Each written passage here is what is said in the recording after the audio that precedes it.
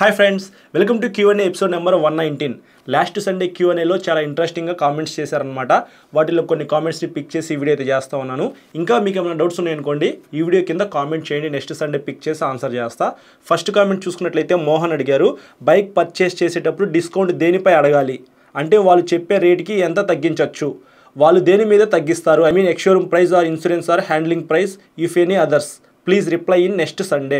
Bro మనకి insurance మీద లేకపోతే ఎక్స్షోరూమ్ ప్రైస్ మీద వీటి మీద అయితే మనకి డిస్కౌంట్ అయితే ఏమి ఇవ్వరు అనమాట. మీరు ఏదైనా ఒక వెహికల్ చూస్ చేసుకుంటారు కదా, ఫర్ ఎగ్జాంపుల్గా డ్యూక్ 200 అనుకుందాము. డ్యూక్ 200 మీరు కొందాం అని చెప్పేసి ఫిక్స్ అయిపోయారు, షోరూమ్కి వెళ్తారు కదా, వెళ్ళిన వెంటనే మీకు ఒక ప్రైస్ అయితే చెప్తారనమాట.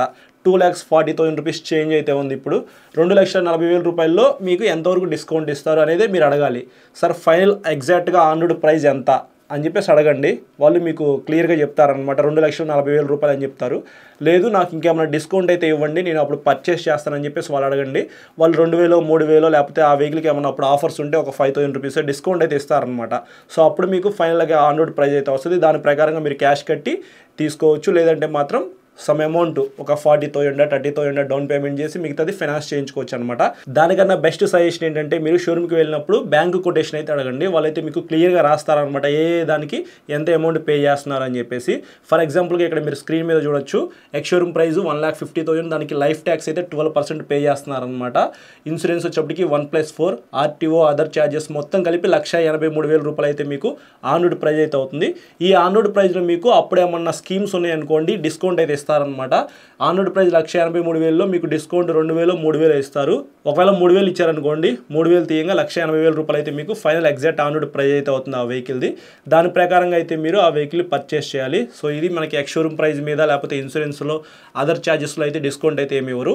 ఇవన్నీ కలుపుకున్న తర్వాతే మనకి ఆన్రోడ్ ప్రైస్ వస్తుంది కాబట్టి దాంట్లో నుంచి మనకి కొంత అమౌంట్ అనేది డిస్కౌంట్గా తీసేస్తారనమాట. నెక్స్ట్ పార్దు అయితే కామెంట్ చేశారు, ఓనర్షిప్ రివ్యూ కూడా అప్లోడ్ చేయండి బ్రో, న్యూ బైక్స్ ఇంజిన్స్ బాగానే పెర్ఫామ్ చేస్తాయి, బట్ ఒక 2-3 ఇయర్స్ వాడితేనే కదా మనకి పెర్ఫార్మెన్స్ ఎలా ఉండిద్ది, మెయింటెనెన్స్ ఎలా ఉండిద్ది అని తెలిసేది అని చెప్పేసి కామెంట్ చేశారు. నిజమే బ్రో, మన ఛానల్లో ఇంకా మీద మీరు ఫ్యూచర్లో అయితే ఖచ్చితంగా ఓనర్షిప్ రివ్యూస్ అయితే చూస్తారనమాట. చాలా ఇంట్రెస్టింగ్గా చాలామందితో నేను ఇంటరాక్ట్ అయ్యి ఆ వెహికల్స్కి సంబంధించిన ప్రోస్ ఏంటి, కాన్స్ ఏంటి, మెయింటెనెన్స్ ఎలా ఉండిద్ది అనే దాని గురించి క్లియర్గా వాళ్ళని అడిగి సో మీకు వీడియోస్ అయితే అప్లోడ్ చేస్తాను. దాన్ని బట్టి మీరు ఆ వెహికల్ కొనుక్కోవచ్చా లేదా అనేది ఒక క్లారిటీ అయితే వస్తుంది. వెయిట్ చేయండి, మీకు త్వరలోనే ఓనర్షిప్ రివ్యూ వీడియోస్ అయితే వస్తాయి. నెక్స్ట్ సంజు అయితే కామెంట్ చేశారు, అన్న డ్యూక్ 200 లాంగ్ టర్మ్ రివ్యూ చెయ్యన్న, నెక్స్ట్ మంత్ కొనాలనుకుంటున్నాను, నీ వీడియో కోసం వెయిట్ చేస్తున్నాను.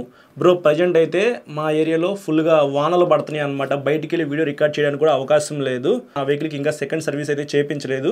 సో కుదరట్లేదు అనమాట, కొద్దిగా బిజీ షెడ్యూల్ ఉండటం వల్ల నేను సర్వీస్ కూడా చేయించలేదు. బట్ నేను నెక్స్ట్ వీక్లో నా వెహికల్ తీసుకొని సర్వీసింగ్ చేయించి ఆ వెహికల్కి ఎంత అయింది సెకండ్ సర్వీస్, ఏమేమి చేశారనేది క్లియర్గా మీకు ఎక్స్ప్లెయిన్ చేస్తూ నా ఓనర్షిప్ రివ్యూ మీకు అయితే క్లియర్గా ఇస్తాను. దాని ప్రకారంగా మీరు డ్యూక్ 200 కొనుక్కోవాలా లేకపోతే 125 కానీ 390 కానీ ఏది పర్చేస్ చేసినా మెయింటెనెన్స్ ఎలా ఉండిద్ది అనేది ఒక క్లారిటీ అయితే వస్తుంది. అప్పుడు మీరు కొనుక్కోవచ్చా లేదా అనేది ఒక క్లారిటీ ఉండిద్ది అనమాట. సో వెయిట్ చేయండి, ఆ వీడియో కూడా నేను మీకు త్వరలో అప్లోడ్ చేస్తాను. నెక్స్ట్ రాంబాబు అయితే కామెంట్ చేశారు, TVS Apache engine versus N160 reliability. Bro మీకు రెండు ఇంజిన్స్ కూడా బాగానే ఉంటాయి అనమాట. మనం మెయింటైన్ చేసేదాన్ని బట్టి ఆ వెహికల్కి సంబంధించి ఇంజిన్ రిలయబిలిటీ ఎక్కువ రోజులు రావాలా లేదా త్వరగా పాడైపోవాలనే దాన్ని బట్టి ఉండిద్ది అనమాట. సో మీరు RTR 160 చూసుకున్నట్లయితే 160cc సెగ్మెంట్లో కొద్దిగా పవర్ఫుల్ ఇంజిన్ అని చెప్పుకోవచ్చు. ఆయిల్ కూల్డ్ ఇంజిన్తో లభించే వెహికల్ అనమాట. పెర్ఫార్మెన్స్ బాగుండిద్ది, చాలా స్మూత్గా ఉండిద్ది, ట్రాన్స్మిషన్ కానీ క్లచ్ కానీ మీకు చాలా బాగుండిద్ది అనమాట. చాలా బాగా ఎంజాయ్ చేస్తూ రైడ్ చేయొచ్చు. బట్ టీవీఎస్కి మైనస్ ఏంటంటే ప్రొడక్ట్ పరంగా బాగానే ఉన్నా కానీ ఆఫ్టర్ సేల్స్ సర్వీస్ అయితే అంత ఎక్కువ ఉండదు అనమాట. సో మనం ప్రాపర్గా దగ్గరుండి చేయించుకుంటేనే ఆ వెహికల్ మళ్ళీ రిపేర్ రాకుండా అయితే ఉండిద్ది. సో ఇంజిన్ పరంగా మాత్రం నేనైతే మాత్రం అపాచీ RTR 160 సజెస్ట్ చేస్తాను. నెక్స్ట్ ఆనంద్ అయితే కామెంట్ చేశారు, ఈ రైనీ సీజన్లో బైక్స్ మెయింటెనెన్స్ ఎలా ఉండాలో ఒక వీడియో చేయండి అన్న. లాస్ట్ 2 Q&Aస్లో నేను ఆన్సర్ చేశాను బ్రో. సో సింపుల్గా చెప్పాలంటే ఎంత జాగ్రత్తగా యూజ్ చేసినా మనకి రస్ట్ అయితే పట్టిద్ది. సో దానికి రస్ట్ కోటింగ్ అని అవి ఇవి ఉంటే అట్లాంటివి అయితే ఏమీ వేయించొద్దు. మీ వెహికల్ ఉన్నట్టుగా వాడుకోండి. ఇప్పుడు రైనీ సీజన్ కాబట్టి ఎక్కువగా వానలో పార్క్ చేయొద్దు. నీడగా ఉన్న చోట లేకపోతే ఎక్కడైనా షెడ్ ఉంటుంది కదా, ఆ షెడ్ కింద అయితే పార్క్ చేసుకోండి. ఒకవేళ మీరు ఇంట్లో లోపలికి తీసుకెళ్ళే అవకాశం అయితే ఉంటే లోపలికి తీసుకెళ్ళి వెహికల్ పార్క్ చేసుకోండి. ఒకవేళ బయట పార్క్ చేయాల్సి వస్తే దానికి ఒక కవర్ అయితే కొనండి, నీట్గా కవర్ అయితే వేసేసేయండి. సో ఎంత వేసినా సరే మనం వెహికల్ బయటికి వేసుకెళ్ళినప్పుడు ఎక్కడో చోట షాప్ దగ్గర బయట అయితే పార్క్ చేస్తాం. ఆ టైంలో వాన పడిందంటే ఖచ్చితంగా మనకి వెహికల్ అయితే తడిసిద్ది అనమాట. సో చాలామంది నా వెహికల్ అయితే హ్యాపీగా వాటర్ వాష్ అవుతుంది ఫ్రీగా అనుకుంటారు. దాంతోపాటే ఈ స్క్రూస్ ఉంటాయి కదా, నట్లు బోల్ట్లు దగ్గర రస్ట్ అయితే పట్టిద్ది. ఎందుకంటే వాటికి ఎక్కువగా పెయింటింగ్ అయితే వేరే అనమాట. పెయింటింగ్ వేయకపోతే ఖచ్చితంగా రస్ట్ అయితే పట్టిద్ది. సో దాన్ని మనం చాలా జాగ్రత్తగా అయితే ఒక ఆయిల్ తీసుకొని, ఇంజిన్ ఆయిల్ ఉండిద్ది కదా, సో మీరు కొత్తగా ఇంజిన్ ఆయిల్ పర్చేస్ చేసినప్పుడు ఒక 100 ml అయితే మిగిలిద్ది. ఒకవేళ 100 cc లోపు అయితే మాత్రం ఏదో ఒక రకంగా మీరు కొద్దిగా ఆయిల్ అయితే సేకరించి ఆ బోల్టుల దగ్గర అయితే క్లీన్ చేసుకుంటూ ఉండండి. అప్పుడైతే మీకు రస్ట్ రాదు. మనం ఎంత జాగ్రత్తగా యూజ్ చేద్దామన్నా సరే వాటర్కి ఎలక్ట్రానిక్ గూడ్స్ అయినా కానీ లేకపోతే ఈ ఆటోమొబైల్ కానీ పాడవలసిందే, దానికి మనం ఏం చేయలేము. నెక్స్ట్ కామెంట్ చూసుకున్నట్లయితే శంకర్ కామెంట్ చేశారు, N150కి అండర్ బెల్లీ ఎగ్జాస్ట్ ఉంది కదా, ఫ్లడ్స్ వాటర్ హైదరాబాద్ లాంటి ఏరియాస్లో ఏమైనా ఇష్యూ ఉంటుందా? బ్రో, అండర్ బెల్లీ ఎగ్జాస్ట్ ఉన్న వెహికల్స్ మీరు యూజ్ చేస్తున్నట్లయితే రైడ్ చేసుకుంటూ వెళ్ళండి. అక్కడ ఎక్కువగా వాటర్ ఉన్నాయనుకో, మీరు వెళ్ళాలనుకుంటే వెళ్ళిపోవచ్చు, ప్రాబ్లం అయితే ఏమీ లేదు. ఇఫ్ ఇన్ కేస్ ఆ వాటర్ లోపలికి వెళ్ళిన తర్వాత మీ వెహికల్ ఆగిపోయింది అనుకోండి, వెంటనే స్టార్ట్ చేసి మళ్ళీ కంటిన్యూ అయితే ప్రాబ్లం అయితే ఏం లేదు. సో అప్పుడు ఏమైనా ఆగిపోయింది అనుకోండి, ఎగ్జాస్ట్ దగ్గర నుంచి పొగ రాదు కదా, అప్పుడు లోపలికి వాటర్ వెళ్ళే అవకాశం అయితే ఉందన్నమాట. సో మధ్యలో ఆగితే మాత్రం ఖచ్చితంగా అండర్ బెల్లీ ఎగ్జాస్ట్ కాబట్టి లోపలికి వాటర్ అయితే వెళ్తాయి. కానీ మీరు వెంటనే స్టార్ట్ చేసుకుని వెళ్తే మాత్రం అది మళ్ళీ బయటికి తన్నేసిద్ది అనమాట. ప్రాబ్లం అయితే ఏం లేదు.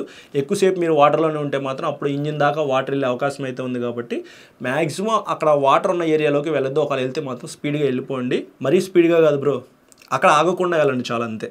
నెక్స్ట్ వంశీ అయితే కామెంట్ చేశారు, బ్రో ఛార్జింగ్ సాకెట్స్లో ఛార్జింగ్ పెట్టుకుంటే బైక్స్ బ్యాటరీస్ ఏమన్నా దెబ్బతింటాయా? బ్రో, మన ఫోన్కి అయితే ప్రాబ్లం అయితే ఏం లేదు, ఛార్జింగ్ పెట్టుకోవచ్చు. ఇంకా బైక్కి ఉన్న బ్యాటరీ ప్రాబ్లం వస్తుందా అంటే, మీరు వెహికల్ స్టార్ట్ చేయకుండా జస్ట్ కీ పెట్టి తిప్పేసి ఫోన్కి ఛార్జింగ్ పెట్టుకుంటే అప్పుడు మీ వెహికల్కి ఉన్న బ్యాటరీకి ప్రాబ్లం అయితే వస్తుంది. సో అక్కడ మీరు ఛార్జింగ్ ఎప్పుడు పెట్టుకోవాలంటే, మీరు వెహికల్ రైడ్ చేసుకుంటూ వెళ్ళేటప్పుడు రన్నింగ్లో మీరు హ్యాపీగా ఛార్జింగ్ పెట్టుకోండి. ఒక పక్కన మీ బ్యాటరీకి ఛార్జ్ అవుతుంది, మీ ఫోన్కి కూడా ఛార్జింగ్ అవుతుంది. నెక్స్ట్ మల్లేశ్వర్ రెడ్డి కామెంట్ చేశారు, bro NS400Z versus Honda CB350RS స్టూడెంట్స్కి ఏది బెటర్? ఖచ్చితంగా స్టూడెంట్స్కి అయితే మాత్రం NS400Z బెస్ట్ అని చెప్తాను. 2,40,000 రూపీస్ మధ్యలో అయితే ఉండేది మీకు. ఎగ్జాక్ట్ ఆన్ రోడ్ ప్రైస్ అయితే మనకి ఇంకా రివీల్ చేయలేదు. మేము ఉండే ఏరియాలో కూడా ఇంకా ఆ వెహికల్స్ అయితే రాలేదన్నమాట. ఒక 2-3 months పట్టే అవకాశం అయితే ఉంది. ఈ లోపు వస్తే ఇంకా హ్యాపీ. వస్తే మాత్రం నేను ఒకసారి వెహికల్ తీసుకొని ఇంకొకసారి డెడికేటెడ్గా వీడియో రికార్డ్ చేసి అప్లోడ్ చేస్తాను. దాంట్లో ఆన్ రోడ్ ప్రైస్ గురించి మాట్లాడుకుందాము. యాజ్ ఆఫ్ నౌ అయితే స్టూడెంట్స్కి పవర్ఫుల్ 400cc వెహికల్ కాబట్టి మీకు అది బాగుండిద్ది. CB350RS అయితే కొన్ని రోజులు స్టూడెంట్ తర్వాత మళ్ళీ మీరు పెళ్లి చేసుకొని కొంచెం అంకుల్ అవుతారు కదా, అప్పుడు కొనుక్కుందరు. కానీ ప్రస్తుతానికి మాత్రం ఈ వెహికల్ కొనుక్కొని ఫుల్ ఎంజాయ్ చేసేసేయండి. నెక్స్ట్ పండు కామెంట్ చేశారు, పల్సర్ 220F బెస్టా NS400Z బెస్టా? బ్రో, మీకు పెర్ఫార్మెన్స్ ఎక్కువ ఉండాలి అని అనుకుంటే మాత్రం మీకు NS400Z అయితే బెస్ట్ అని చెప్తాను. కానీ ఈ ప్రైస్ ఎక్కడ, ఆ ప్రైస్ ఎక్కడ బ్రో? ఇది 1,80,000 రూపీస్లో వస్తుంది, అది 2,40,000 రూపీస్ దాకా అయితే ఉంది కదా. సో మీరు కొద్దిగా మనీ ఎక్కువ పెట్టగలము అనుకుంటే NS400Z పర్చేస్ చేయండి. లేదు నాకు బడ్జెట్ తక్కువ అంటే పల్సర్ 220F అయితే మీరు కొనుక్కోవచ్చు. బట్ అది not value for money vehicle అని చెప్తాను. పల్సర్ 220F లవర్స్ ఉంటే మాత్రం నన్ను తిట్టుకోవద్దు బ్రో, అది కొద్దిగా ప్రైస్ అయితే ఎక్కువ పెట్టేసేసారనమాట. స్టిల్ నాకు ఆ వెహికల్ నచ్చితే కొనుక్కోండి, నేనేం కాదంటలేదు. బట్ కొంచెం ప్రైస్ ఎక్కువ, ఇంకొంచెం అమౌంట్ యాడ్ చేసుకుంటే ఇంకా బెటర్ వెహికల్స్ వచ్చే అవకాశం ఉంది కాబట్టి నేను చెప్తున్నాను. సో ఎండ్ ఆఫ్ ది డేకి డబ్బులు మీవి, మీకు నచ్చిన వెహికల్ మీరు కొనుక్కోవడమే బెస్ట్ అని చెప్తాను. ఎందుకంటే మీ సెల్ఫ్ సాటిస్ఫాక్షన్ చాలా ఇంపార్టెంట్ నాకు. ఇంకా నెక్స్ట్ కామెంట్ చూసుకున్నట్లయితే రాహుల్ అడిగారనమాట, బైక్ న్యూస్ ఎందుకు రావట్లేదన్నా అని చెప్పేసి కామెంట్ చేశారు. బ్రో, బైక్ న్యూస్ అంటే ఇంట్రెస్టింగ్గా ఉన్నవి అలాగే కన్ఫామ్గా లాంచ్ అవుతాయి అనే దాని గురించి నాకు ఏమైనా అనిపిస్తే మాత్రం చెప్తాను, లేకపోతే మాత్రం బైక్ న్యూస్ గురించి అయితే నేను చెప్పను.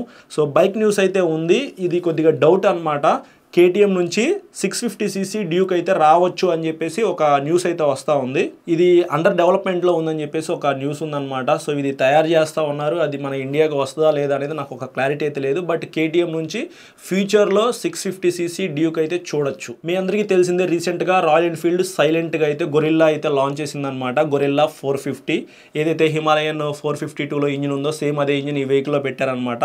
మీకు సింగిల్ సీటు రెట్రో స్టైల్లో చూస్తానికి ఈ వెహికల్ కూడా చాలా బాగుంది. అదేమో మీకు స్పోక్ వీల్స్, ఇది LI వీల్స్ అయితే ఇచ్చారు.